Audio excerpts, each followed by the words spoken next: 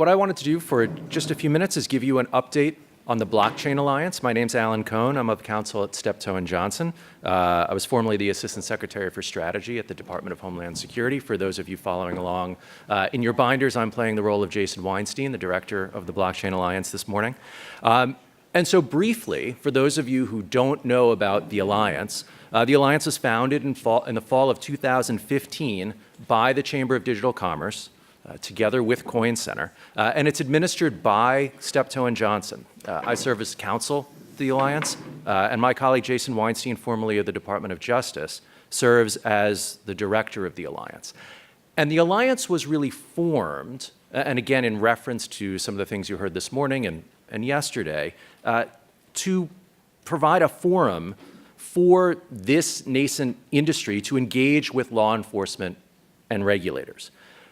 And I think when we first started, and I think when all of us, any of you, first started in this area, if you said blockchain to someone, they'd either look at you blankly, or if they made the connection to Bitcoin, they'd think about criminality. That's not actually dissimilar to the start of the commercial internet, where at the outset of the commercial internet, it was thought of as the domain solely of criminals and pornographers. Unfortunately, these are a lot of the early adopters of technology. And in a sense, if your technology is not being used by those communities, maybe there's something wrong with your technology. And so we started the Alliance as an effort to get beyond that reputational issue and begin to engage with the agencies about the technology itself on the common basis that from an industry perspective and from a government perspective, we all share an interest in eliminating criminality and criminal use of the blockchain. And again, drawing back to the example of the commercial internet, in the mid-1990s, with the advent of the commercial internet companies actually did this at the request of the law enforcement agencies. The FBI, the Secret Service reached out to the industry and said, hey, can you just help us understand this technology? What is it? How do we operate in this domain? The Blockchain Alliance was modeled on those efforts. But in this case, the industry didn't wait for the law enforcement agencies and the regulators to ask. In this instance, the industry came forward itself to say, look, we want to have this engagement. And so when we started in the fall of 2015, it was about 12 companies, all of whose names that you would know. And we started with a core of about 6 US federal law enforcement agencies. And we began simply with a monthly call to allow the agencies and the companies to just know each other, put a voice to a name, understand who in each place understood the technology, who were relevant points of contact.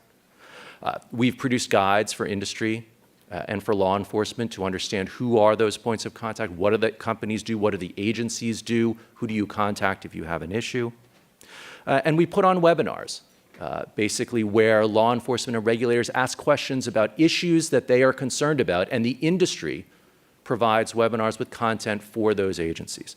Over time, since fall of 2015, we've grown from that initial core of 12 companies and 6 agencies to over 30 companies and over 30 law enforcement and regulatory agencies, not only in the US federal government, but at the state level, prosecutors' offices, Interpol, Europol, law enforcement agencies in Canada and Australia, and others. And so we're very excited about that progress. We're very thankful to Perry Ann and to the Chamber of Digital Commerce for the support in getting to where we are now.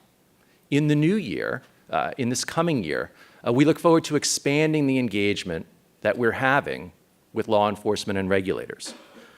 We are looking at building an information sharing hub to allow the industry to share cyber threats and other threats against exchanges and companies, both with each other and with law enforcement and regulators. Looking at how to build information requesting portals, similar to those operated by Facebook or Google, for requests for information from law enforcement and regulators. And we're looking to expand from our webinars to workshops on issues like banking regulation and risk management, supply chain and trade finance, and how that intersects with customs and borders. And so we're very excited about the coming year. We're very excited about the progress to date.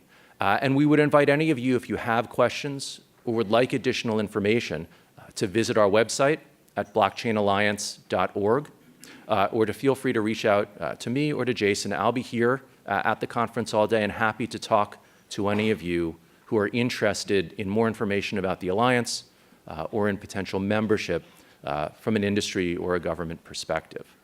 So let me stop there. I can answer 1 or 2 questions in the 1 minute that we have remaining. Or otherwise, please feel free to catch me today at the conference or to visit our website, blockchainalliance.org.